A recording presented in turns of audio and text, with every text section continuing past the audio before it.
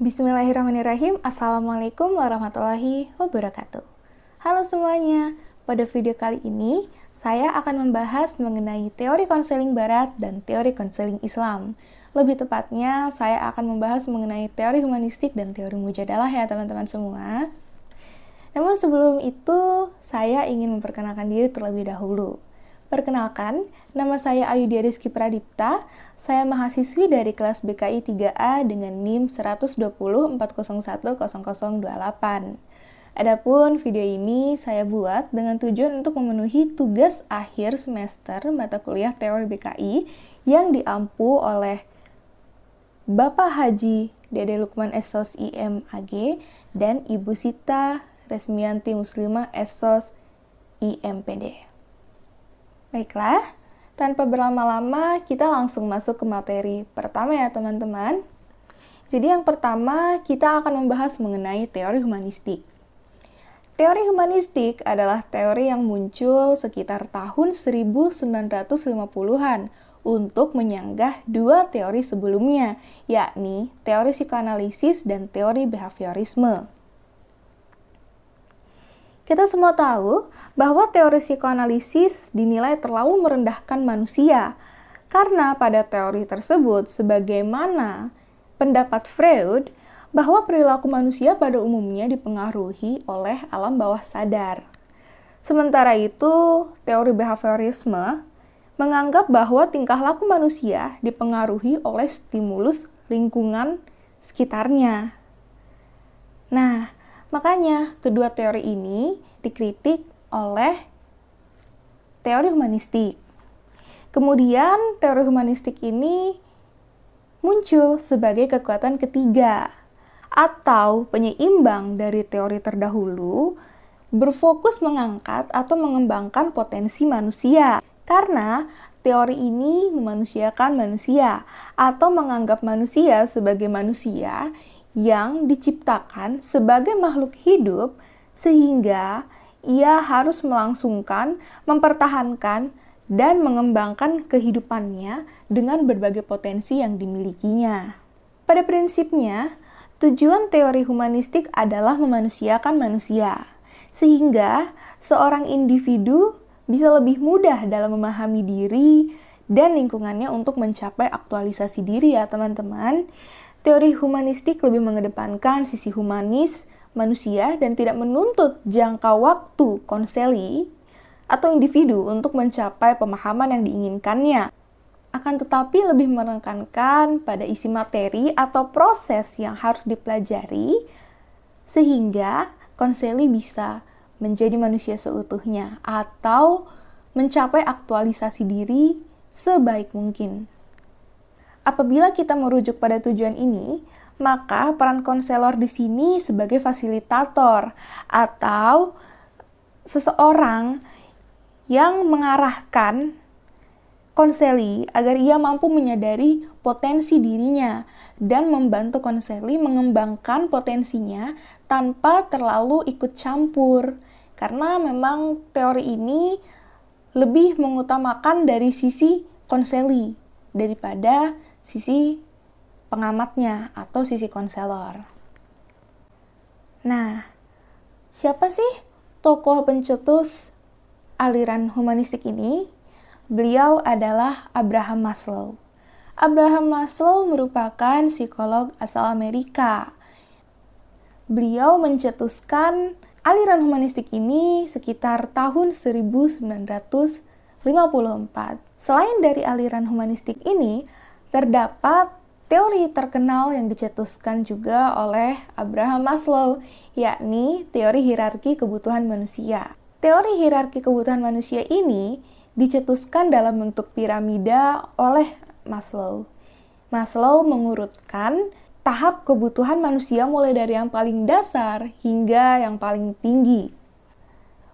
Pada bagian yang paling bawah terdapat physiological needs atau kebutuhan fisiologis seperti makan, minum, pakaian, dan tempat tinggal, termasuk kebutuhan biologis.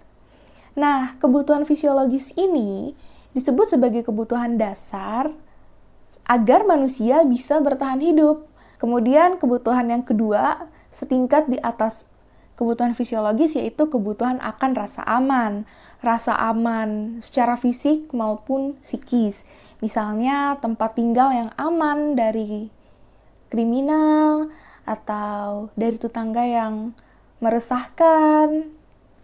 Kemudian pada tingkat ketiga ada social needs. Social needs ini kebutuhan sosial. Kebutuhan sosial dibutuhkan agar manusia merasa dirinya dianggap sebagai warga komunitas sosialnya.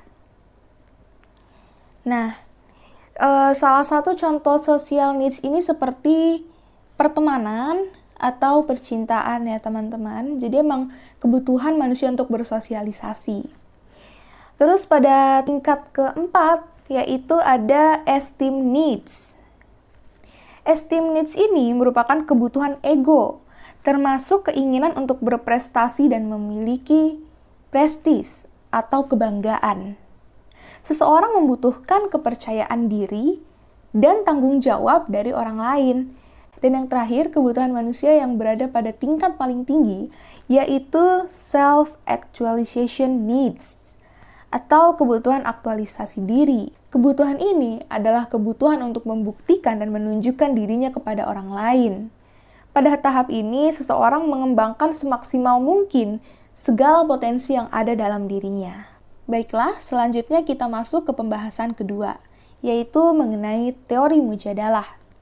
Pada konseling Islam, teori mujadalah ini merupakan teori yang digunakan ketika konseli atau individu yang sedang berkonsultasi dengan konselor sedang mengalami kebimbangan atau keraguan akan mengambil keputusan yang mana di antara dua atau beberapa hal, yang mana konseli itu yakin bahwa di antara pilihannya itu ada sesuatu yang benar atau baik untuk dirinya.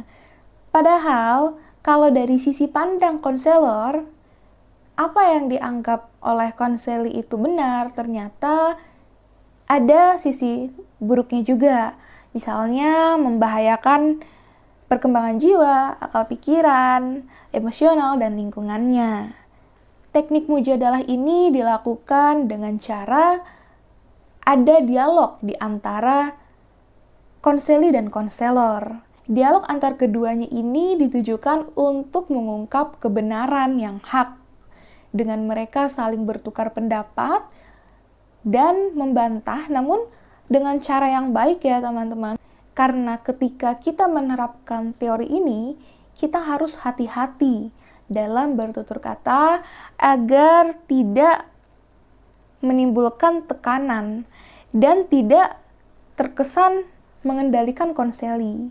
Adapun dalam menerapkan teori mujadalah ini, ada beberapa prinsip yang harus kita ingat ya teman-teman. Yang pertama, bahwa teori ini bertujuan bukan untuk menjatuhkan konseli, melainkan untuk membantu konseli mencari kebenaran. Yang kedua, konselor harus memiliki kesabaran yang tinggi, dikarenakan ketika teori ini digunakan, itu artinya konseli telah memiliki pemikirannya sendiri, yang mana kita sebagai konselor berperan untuk menyadarkan dan membantu konseli menemukan kebenaran. Selanjutnya, konselor harus menguasai akar permasalahan dan terapi yang bisa digunakan pada konseli. Kemudian, dalam pengaplikasiannya, kita harus saling menghormati dan menghargai. Misalnya, menggunakan tutur kata dan bahasa yang baik sehingga tidak menyinggung perasaan konseli. Selain itu, konselor juga mengemukakan dalil-dalil Al-Quran dan As-Sunnah secara jelas. Dan konselor harus bisa menjadi tauladan sejati bagi konseli. Yang dimaksud dengan tauladan sejati di sini adalah ketika konselor menyampaikan nasihatnya kepada konseli, ia sendiri harus sudah bisa menerapkannya. Ia sendiri sebelumnya harus sudah mampu melakukannya sebelum menyampaikannya kepada konseli. Baiklah, pembahasan terakhir kita mengenai perbedaan antara teori humanistik dan teori mujadalah. Berdasarkan pemaparan sebelumnya, dapat kita lihat bahwa perbedaan antara teori humanistik dan teori mujadalah ini terletak pada kondisi konseli. Pada teori humanistik, konseli nampak belum menyadari potensi dirinya, sehingga ia belum mampu memaksimalkan apa yang ia punya. Pada teori humanistik, konseli nampak belum menemukan potensi dirinya, sehingga ia belum mampu memaksimalkan apa yang ia punya.